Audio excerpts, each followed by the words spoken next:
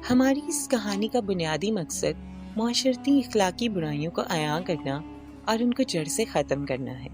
ماں باپ کی وفات کے بعد میں ماموں کے گھر رہنے لگی تھی۔ میں ایک پڑھی لکھی لڑکی تھی جس کی وجہ سے مجھے ایک آفس میں پرائیویٹ جاب مل گئی تھی۔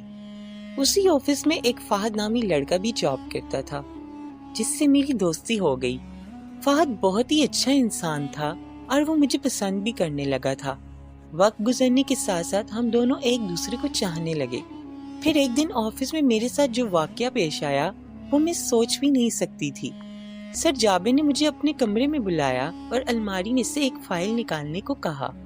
جب میں الماری کی طرف بڑھنے لگی تو مجھے کسی نے پیچھے سے چھونے کی کوشش کی۔ میں نے پیچھے مڑ کر دیکھا تو وہ سر جابر ہی تھے۔ پھر میں نے جلدی سے ان کے منہ پر ایک تھپڑ رسید کیا۔ بس اس آفس میں فہد نے یہ ماجرا دیکھا۔ میں نے اس سے کہا کہ تجھے ماموں سے بات کرنی پڑے گی، آخر فیصلہ تو ماموں ہی کریں گے۔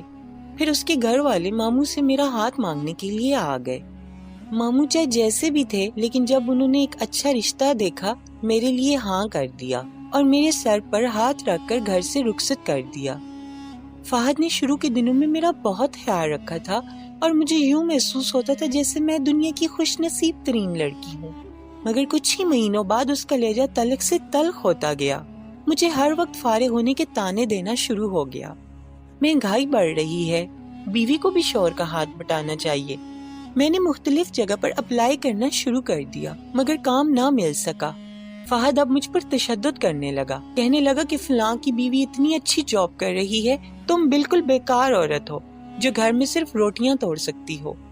پھر ایک دن ہماری پڑوسن ہمارے گھر آئی۔ اس کے کپڑے اور زیور دیکھ کر میں حیران ہو گئی۔ میں جانتی تھی کہ اس کے شوہر کا ایک معمولی سا کریانہ سٹور تھا۔ میں نے پڑوسن سے کہا اگر برا نہ مانو تو ایک بات پوچھوں؟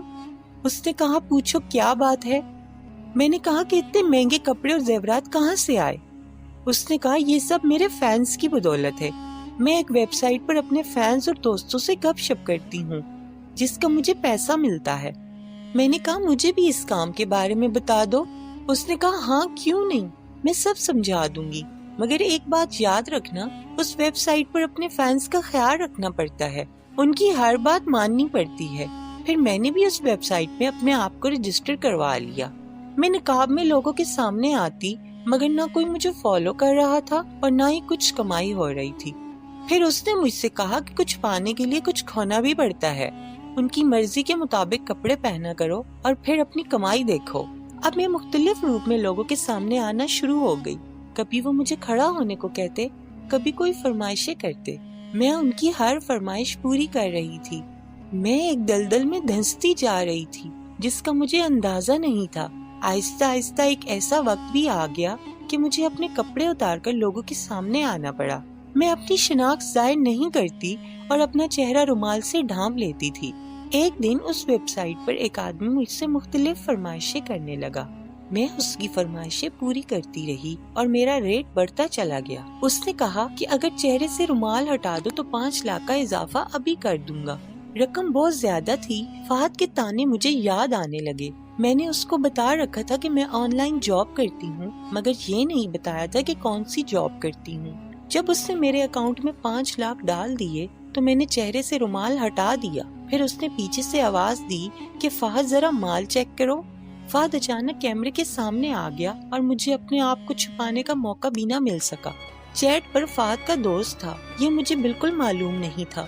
میں نے لیپ ٹاپ بند کیا، بیگ اٹھایا اور گھر سے چلی گئی۔